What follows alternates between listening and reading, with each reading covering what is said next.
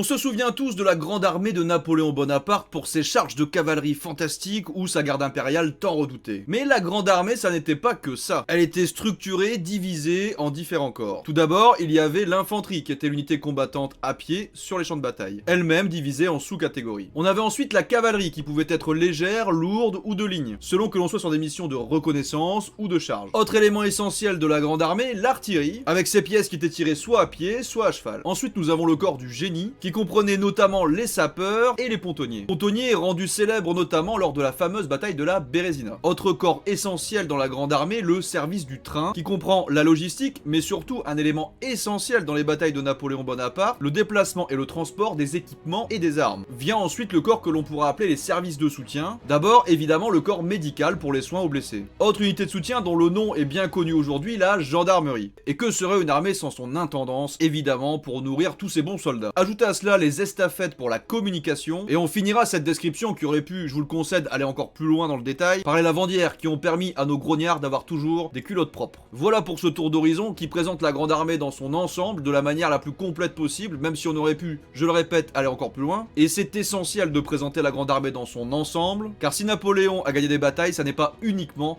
grâce à la force du sabre et du fusil. Pour plus d'anecdotes sur l'histoire de France, pensez à vous abonner.